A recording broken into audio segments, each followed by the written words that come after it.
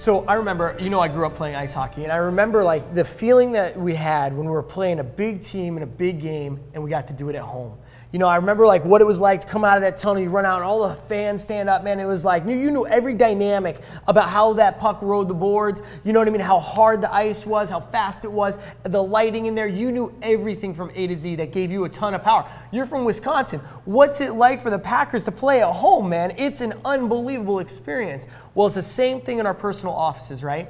We created this environment when we came out of school that expressed us, expressed our power, expressed our creativity so that we felt strong in that place. So when people walked in our front doors, I didn't make it look like someone else's practice. I didn't make it look like some other guy that I made it look like me and my wife and our team and our expression. So when people walked in our doors, we were totally clear, totally confident, fully powerful, and we were ready to rock, and we knew that we were going to win every time. Yeah, guys, home court advantage is huge. And having your office be a representation of yourself is so important, because people are going to bring other people from your community into your office that might be other medical doctors or might be other neurologists or people that really don't want to be there, and they're coming in to prove that whatever you're doing is bunk, that it's not working. Snake oil. And so you need to have the ultimate confidence in your own space, and your team needs to have that confidence so that you know, I don't care who's coming in that doors, when they step on my court, their lives will be changed. The information they're going to receive is going to change their viewpoint. We will win. Yeah, no doubt. And I remember, so like, we have Dr. Eric Brower, who when he started, he didn't really have his vision completely clear as to how he wanted to design the practice. So they did it right, they set it up, they futured things in, and over time they've evolved the design of that practice, and it's gorgeous, right? It's beautiful, it represents them. You have the Hesses. They started in this small, seedy, expanding practice, right, until they hit a certain level, and then he built the practice of his dreams.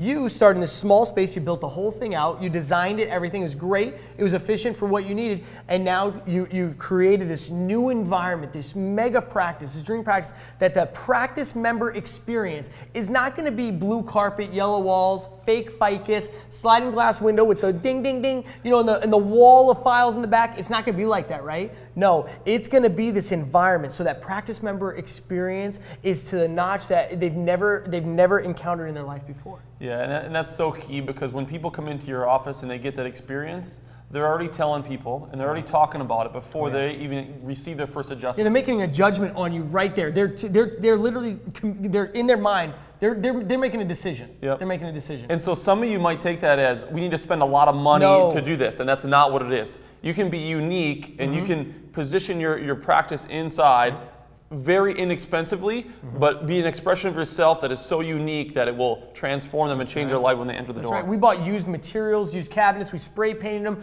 we did countertops out of plywood. I mean, we saved a lot of money. A pastor once said, and we've all heard me speak about it, and we've all spoken about it too, is that it's not about extravagance, it's always about excellence. And so you can be very creative and resourceful. Take pictures. You know, we were at a coffee shop this morning before we came here. I was taking pictures of them with Dr. Jeremy, because I'm like, man, this place is unbelievable. You have to collect data points of kind of like, what do you like? What makes you come alive, so that you can create an environment that makes you 100% powerful 100% of the time.